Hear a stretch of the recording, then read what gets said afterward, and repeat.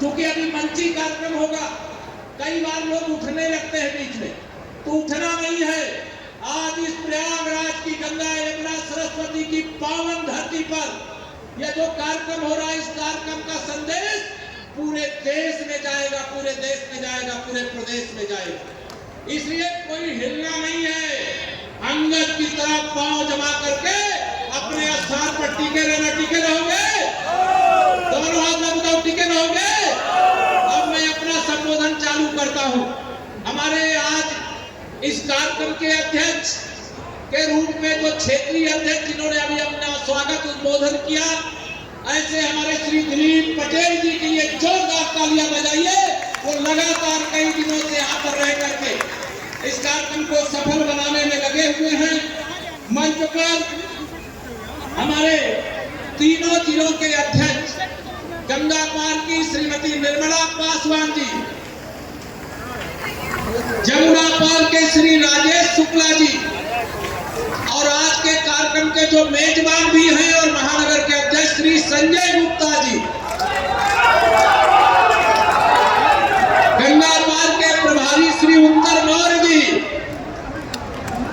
हमारे लोकप्रिय सांसद आदरणीय श्री प्रवीण पटेल जी, आदरणीय श्री विनोद कुमार बिंद जी, जिला पंचायत के अध्यक्ष आदरणीय डॉक्टर बीके सिंह जी, महापौर श्री गणेश केसरवानी जी, हमारे तीनों क्षेत्रीय उपाध्यक्ष श्री अमरनाथ यादव जी, श्री अवधेश चंद्र गुप्ता जी, श्री कमलेश कुमार गौतम जी, हमारे सम्मानित विधायकगण श्री राजमणि कौर जी, गुरु प्रसाद मौर्य जी, श्री दीपक पटेल जी, श्री पीयूष रंजन निषाद जी, श्री हर्षवर्धन वाजपेयी जी, श्रीमती पूजा पाल जी, हमारे विधान परिषद के सदस्य श्री सुरेश चौधरी जी, डॉक्टर केपी श्रीवास्तव जी, श्री बाबूराव तिवारी जी, हमारे जो डीसीबी और इसके चेयरमैन है हमारे श्री शिवमोहन मौर्य जी, श्री अजय पांडे जी, और पूर्व विधायक श्री राजमणि जयसर जी, कलेक्टर पांडे जी, हमारे वरिष्ठ नेता प्रभाशंकर पांडे जी,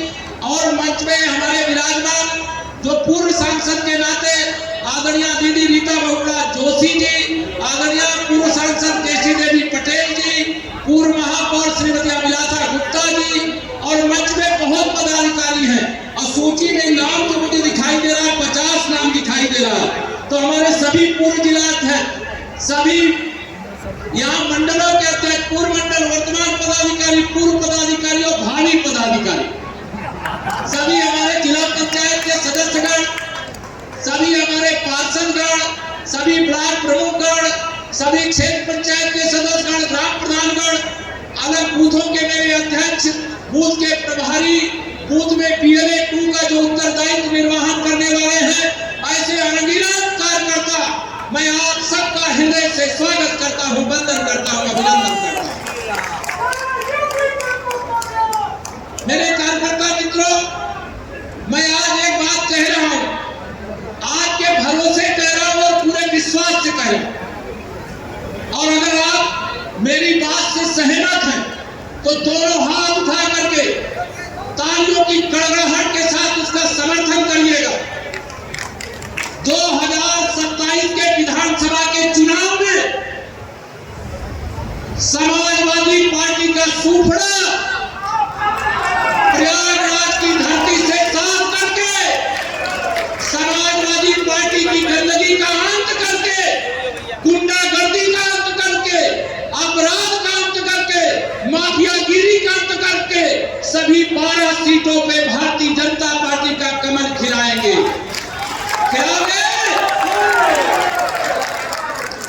और आज मैं इसलिए ये कह रहा हूं, जितनी अपेक्षा थी मैं तीनों जिला अध्यक्षों का, उनके साथ लगे हुए मैं सबका हृदय से अभिनंदन करता हूं। दिलीप जी, जितनी अपेक्षा थी उससे बड़ा जनसैलाब यहां पर आया।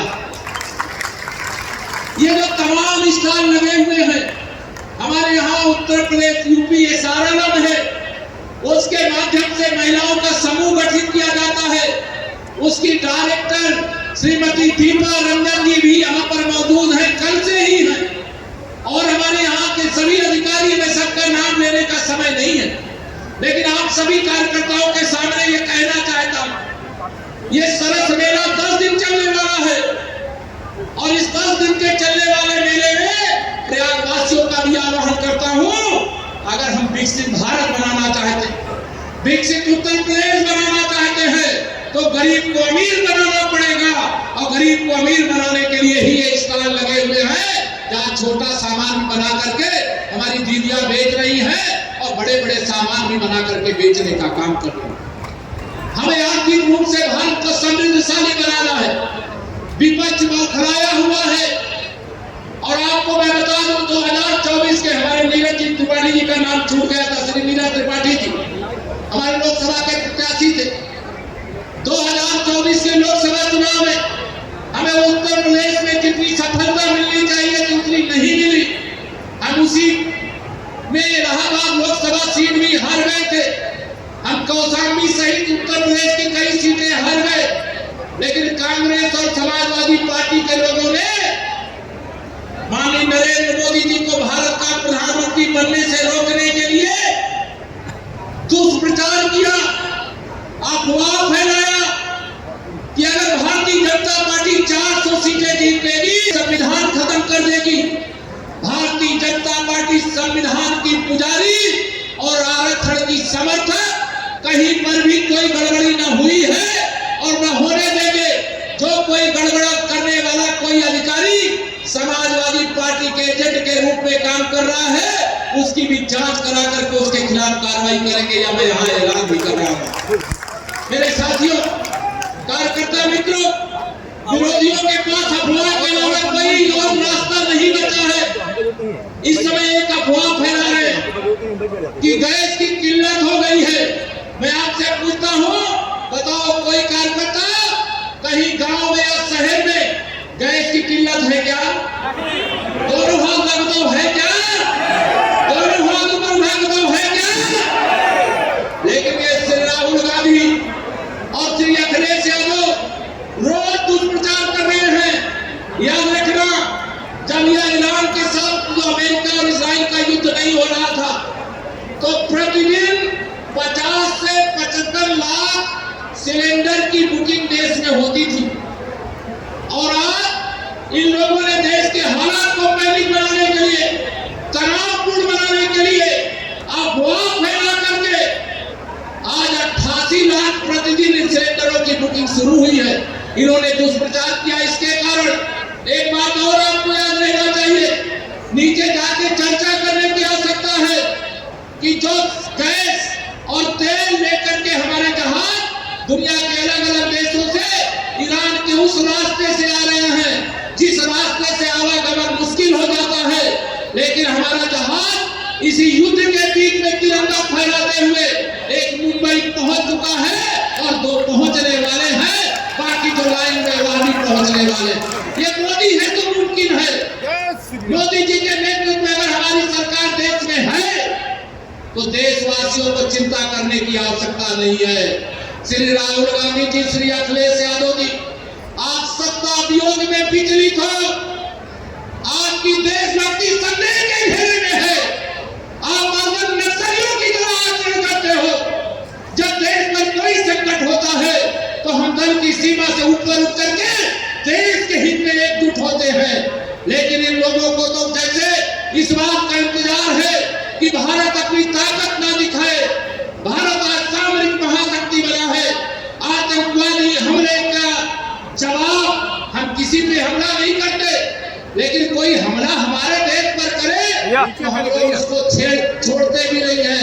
हमारे देश का नेतृत्व माननीय मोदी जी की अगुवाई में एक ही बात कहता है, हम किसी को छेड़ेंगे नहीं, लेकिन अगर कोई हमारे देश को छेड़ेगा तो हम उसको छोड़ेंगे भी, जोर से बोलिए, छोड़ेंगे भी नहीं।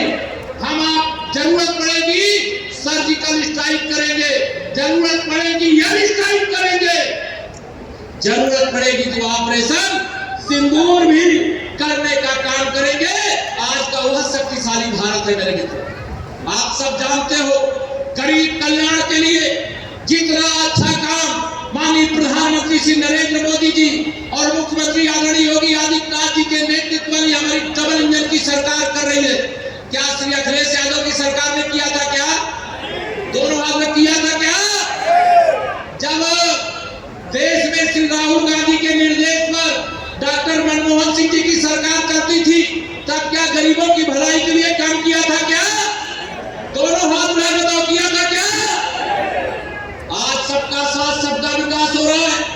इनको परेशानी हो रही है। 80 करोड़ से अधिक लोगों को फ्री में राशन मिल रहा है, इनको कमीशन नहीं मिल रहा, इसलिए परेशानी हो रही है। हमारे करोड़ों गरीबों के घर में जहां आजादी के बाद से अंधेरा था, आज वहां बिजली लग गई, इनको परेशानी हो रही है। जो गरीब आदमी इलाज के अभाव में बीमारी के कारण मौत के मुंह में चला जाता था, आज उसे आयुष्मान भारत योजना से इलाज कराने का 5 लाख तक का कार्ड मिल गया, इससे इनको परेशानी होती है। हमारे किसान अन्नदाता तो सबका पेट भरते हैं, उनको 2-2 हजार रुपया की 3 किस्त साल में 6,000 रुपया मिलता है, तो इनको परेशानी होती है। क्यों परेशानी होती भैया को? भारतीय जनता पार्टी ने भ्रष्टाचार रोक दिया इसलिए, माननीय मोदी जी ने सबका बैंक में खाता खुला दिया इसलिए, गरीबों को अमीर बनाने का रास्ता बना रहे हैं इसलिए, नौजवानों के उज्जवल भविष्य के लिए लगातार मुख्यमंत्री और प्रधानमंत्री रहते हुए जिन्होंने एक दिन का भी अवकाश नहीं लिया, और तेरा वैभव अमर रहेगा, हम विचार रहे न रहे, इस भाव से जो भरे हुए प्रधानमंत्री जी हैं, आप उनको कुर्सी से हटाना चाहते हो। आप इस प्रदेश की और देश की जनता के मिजाज को नहीं जानते हो। ध्यान लगा करके सुन लो, 2014 के लोकसभा चुनाव में मेरे इन्हीं कार्यकर्ताओं ने उत्तर प्रदेश की 73 लोकसभा सीटें जिताई थी, इन्हीं कार्यकर्ताओं ने, मैं अभिनंदन करता हूं। 2017 के विधानसभा चुनाव में आप ही सबके बल पर हम लोग यूपी में 403 में से 325 सीटें जीते थे। सपा बसपा के गठबंधन के बाद हम लोग उत्तर प्रदेश में 2019 में 64 सीटें जीते थे। 2022 में समाजवादी पार्टी का अहंकार इतना बढ़ गया था, वो कह रहे थे हम 400 सीटें जीतेंगे, लेकिन उनको 100 के आसपास ला करके रोकने का काम मेरे इन्हीं कार्यकर्ताओं ने की, और दूसरी बार हमारी सरकार बनी थी। और तीसरी बार मैं पूछना चाहता हूं, क्या गांव में कोई समाजवादी पार्टी को वोट देना चाहता है क्या? दोनों हाथ रख देना चाहता है क्या? जातिवाद से राजनीति नहीं चलती, तुष्टीकरण से राजनीति नहीं चलती। अभी हमारी बहन पूजा पाल जी बंदर है, आप सब जानते हैं, एक बहुत बड़ा माफिया अपराधी था, आप जानते हो, प्रयागराज की धरती पर। आज वो अल्लाह मियां को प्यारे हो गए हैं, ये आप सब जानते हो। अब इस प्रकार की हरकत कोई कर सकता है क्या? हमें राजनीति में अपराधी नहीं चाहिए। भारतीय जनता पार्टी सुशासन और विकास की पक्षधर है, गरीब को अमीर बनाने की पक्षधर है, महिलाओं का सशक्तिकरण करने की पक्षधर है, और इसके मार्ग में जो भी बाधा डालने की कोशिश, चाहे सपा करे, चाहे कांग्रेस करे, चाहे बसपा करे, इन सबसे सावधान रहना। और 2027 में सभी सीटों पे कमल खिलाना है। आपकी ताकत है, कई बार हनुमान जी जैसे हमारे यहाँ पर लेटे हुए हनुमान जी है ना, वो भी अपनी ताकत भूल जाते हैं। अरे आपने ही सभी सीटों पे कमल खिलाया था, 3 लोकसभा सीटें जिताई। आप हनुमान जी की चारों में कह सकता, भदोही को भी जोड़ो, भदोही लोकसभा हो, फूलपुर लोकसभा हो, इलाहाबाद लोकसभा हो, कौशाम्बी लोकसभा हो, प्रतापगढ़ लोकसभा हो, बांदा लोकसभा, सभी तरफ तो आपने कमल खिलाया था। आप ही के बल पर हम लोग जीते थे, और आप ही के दम पर 2027 में भी जीतेंगे। समाजवादी पार्टी के मुखिया श्री अखिलेश यादव जी, कान खोल करके सुन लो, आप मुंगेरी लाल का हसीन सपना देखो, उससे हम नहीं रोकेंगे, लेकिन 2027 में आपकी साइकिल पंचर करके आपको सैफई जरूर भेजेंगे, सैफई जरूर भेजेंगे। अच्छा, एक बात मैं पूछना चाहता हूं, यहाँ तो भगवा टोपी बहुत है, लेकिन 2024 के लोकसभा चुनाव के बाद 5 राज्य में विधानसभा चुनाव हुए, हरियाणा, महाराष्ट्र, दिल्ली, बिहार और झारखंड। 5 राज्यों में से 4 राज्यों में भारतीय जनता पार्टी की सरकार बनी। ये मेरे कार्यकर्ता की ताकत अखिलेश यादव जी तुम्हें मालूम नहीं है? अभी पश्चिम बंगाल में भी कमल का फूल खिलने जा रहा है, असम में तीसरी बार हमारी सरकार बनने जा रही है, और केरल और तमिलनाडु में भी भारतीय जनता पार्टी सबसे बड़ी विजय अब तक की प्राप्त करेगी, यह मैं पूरे विश्वास से प्रयागराज की धरती से कह सकता हूं। अगर बताओ मेरे कार्यकर्ता का मित्रों बताओ। कैलाश खेर जी को बुला लीजिएगा, माननीय कैलाश ना। आप सब